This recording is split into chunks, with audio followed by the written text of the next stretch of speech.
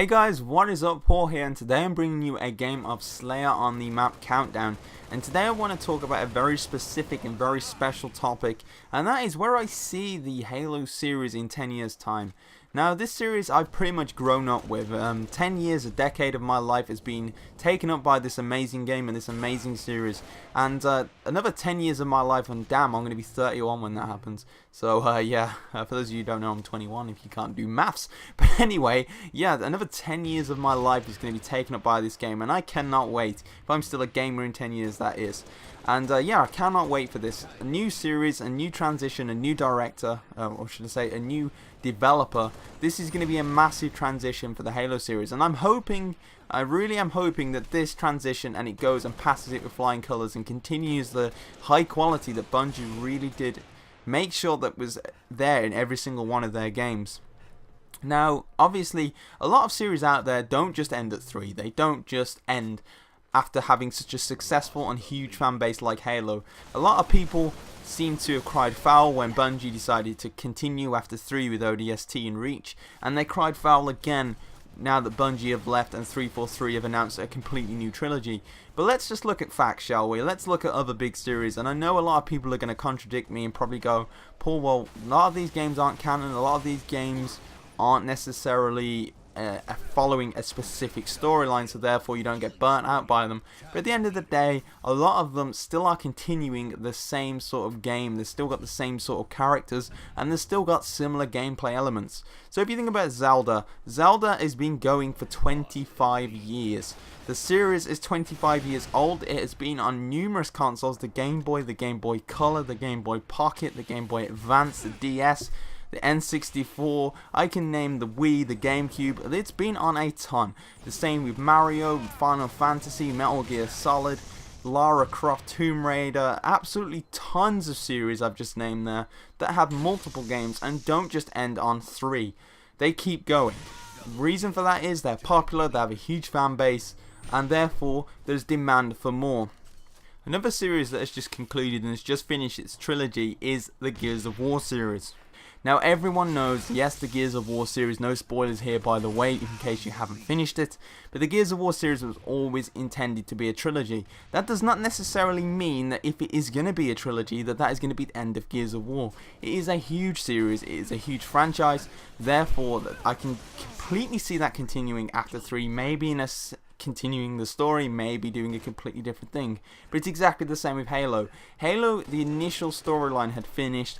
We have defeated the Covenant, the Flood is supposedly dead, and everything that's happened. But the way Bungie ended Halo 3 with Master Chief drifting off into space in cybersleep or hypersleep or wherever it is, they left it on a cliffhanger. They left it knowing that 343 were going to take over the game, knowing that they could at any point come back and reintroduce themselves into the Halo series and continue the story. They left it in a certain way so that there was always room for more. The reason for that, as I've said, is a huge series. And is that a bad thing? No, it's not.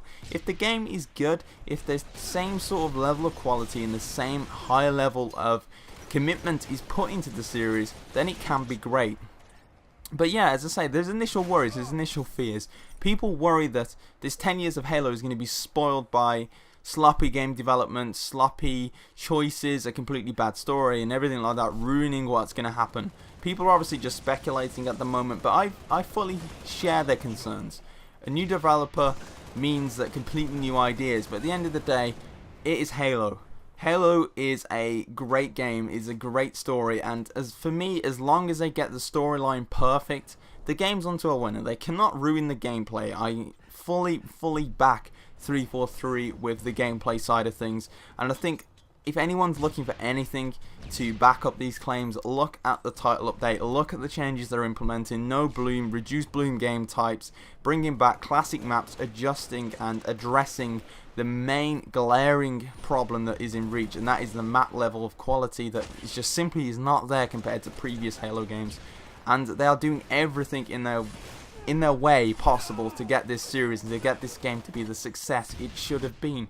This game should have been the definitive Halo experience, but because of some stupid decisions and because of some things that, hey, the community may have used it in a way that Bungie didn't expect it to be, it has not been that game that everyone wanted it to be, but 343 are going out of their way to make it what it is.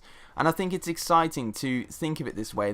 This is a new chapter, this is a new developer, this is new ideas, this is new blood. This can be a big thing for the Halo series.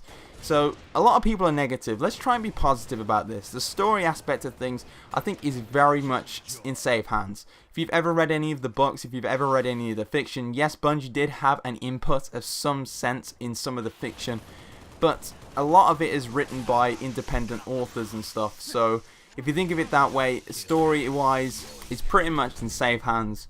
So I think we should really look up to this and be optimistic about the new series and the new vision for the Halo series. Hopefully this can be a big thing for this game, and this can really bring people back into the series, because let's be honest, the numbers for Reach aren't the numbers which they were for Halo 3. There wasn't a big worldwide phenomenon that was Call of Duty back then, and I truly am a believer that we can get back to those days. I know a lot of you are going, well, it hasn't got the mass appeal, it isn't multi-platform, but the Halo games and Halo series have a massive following.